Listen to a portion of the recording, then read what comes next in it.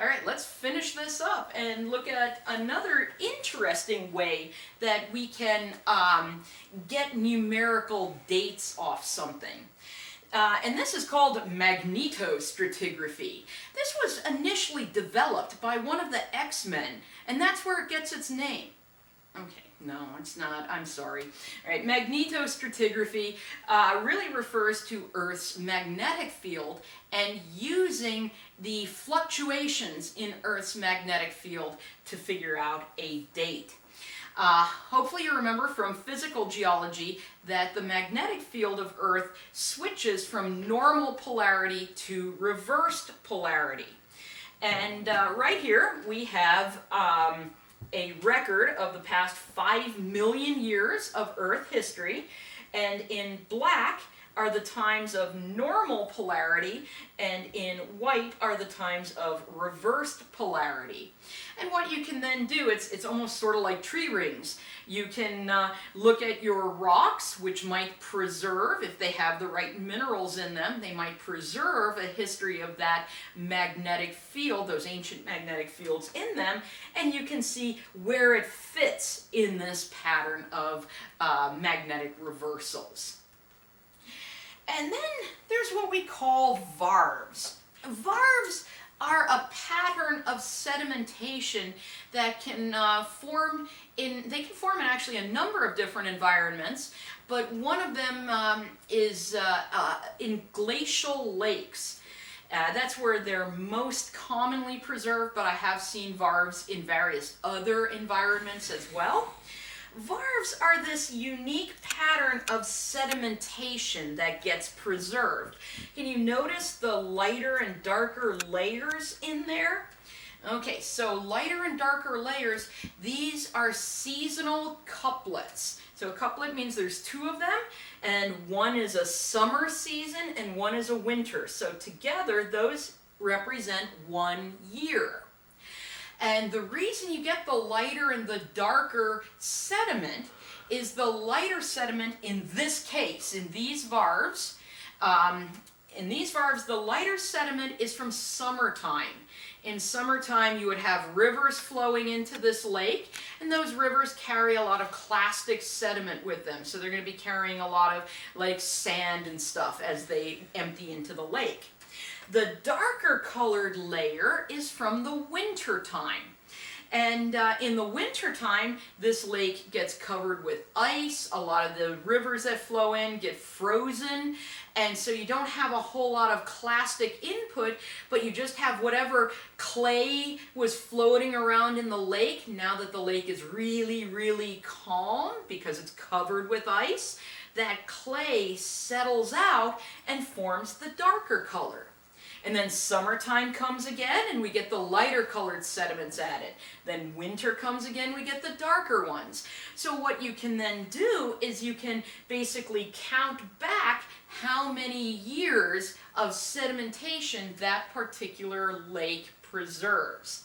Now, like I said, you can get these in other sorts of environments, but really the most common one where I've seen people work with these are these lakes where in climates where you get that ice cover in winter time to create the really calm lake. Now, the one other place I've seen varves used quite significantly is actually in some evaporite deposits, like what formed in West Texas and New Mexico during the Permian time period. And there again, there were seasonal differences between wet and dry seasons. And you got different colors of sediment related to the wet and the dry seasons, very similar to what we see here, the summer and the winter seasons. And again, you can then count back those layers in order to figure out how many years of time are you looking at. So anyway, that is another method of numerical dating. So ultimately, after we've developed all of these different dating techniques to figure out exactly when different time periods started and ended, and when different rock formations were created, well, what have we figured out about some of the rocks on Earth? Well, the absolute oldest mineral that we know about is a zircon. Zircons are a very robust mineral that can survive a lot of weathering and erosion. But the oldest mineral is a zircon that's found in the Jack Hills of Western Australia. And this zircon, this one single little sand grain, has been dated to 4.36 billion years old. So that goes all the way back into the Hadean. The oldest rock, well, you'll note I put the oldest rock twice because the oldest rock might be in the, I know I'm going to pronounce this wrong, Nuvuagituk greenstone up in Hudson Bay, Quebec. And it has been dated at 4.28 billion years old, also putting it in the Hadean. Now, there is some debate on whether that is an accurate numerical age or not. So this probably is the oldest rock, but we're not positive yet. So being a good scientist, since we're not positive, I'm also going to give you the one we are confident of the age, and that's the Acosta gneiss in the Northwest Territory of Canada. And that's dated to 4.03 billion years old. And that we know is an accurate age.